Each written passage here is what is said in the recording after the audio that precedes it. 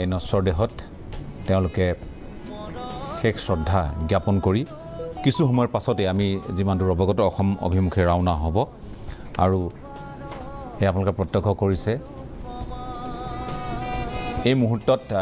জুবিন গাৰ্গৰ নশ্বৰ দেহত অসমীয়াৰ অংগবস্ত্ৰ গামোচা আৰু লগতে ভিন্ন জনগোষ্ঠীৰ অংগবস্ত্ৰ তেওঁলোকে তাত অৰ্পণ কৰিছে সেৱা নিবেদিছে আৰু অসম অভিমুখে ৰাওনা হ'ব বিশেষ এখন বিমান আমি পোনপটীয়াকৈ আপোনালোকক এই দৃশ্য দেখুৱাই আছোঁ ইতিমধ্যে আনুষ্ঠানিকতা শ্ৰদ্ধাঞ্জলি জনোৱাৰ যি আনুষ্ঠানিকতা সেয়া সম্পন্ন হৈছে একালৰ বন্ধু সতীৰ্থ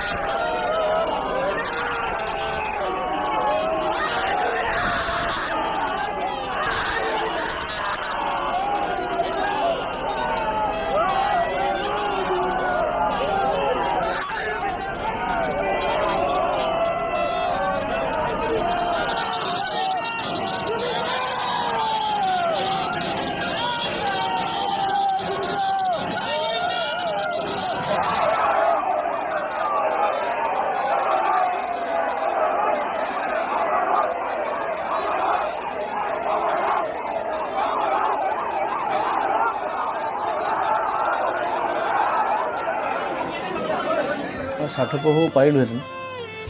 বম্বেত থাকি পইচা ঘটি ঢেৰ গান গাই পেলাই নাম কৰি মই কিয় ঘূৰি বিচাৰিলোঁ because I have a liability to my পিপল তেওঁলোকে মোক জন্ম দিছে কথাটো সেইটো মোৰ ঘৰৰ পৰা ওলোৱাৰ পৰা ষ্টুডিঅ' পোৱালৈকে মই 15টামান মানুহৰ বেমাৰ চিকিৎসা কিবা কিবি হস্পিটেল ফিজ কাৰোবাৰ পঢ়া শুনাৰ খৰচ কাৰোবাৰ ল'ৰা ছোৱালীৰ পঢ়া শুনাৰ খৰচ বেমাৰ কিবা কিবি মোক সেইবোৰ চাওঁতে মোৰ 3 ঘণ্টামান যায় চ' আৰু সেইটোত যে মই এতিয়া সোমালোঁ যে আজি 15-20 বছৰ মই তাৰপৰা ওলাব নোৱাৰোঁ কাৰণ ওলালে মই মোৰ নিজক মই ক্ষমা কৰিব নোৱাৰিম চ' সেইটো সেই ৰেছপনচিবিলিটিটো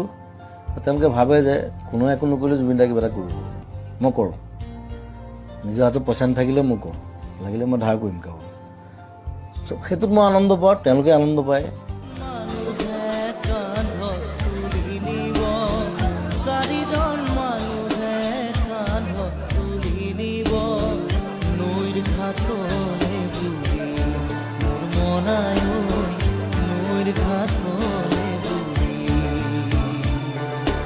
দেহৰ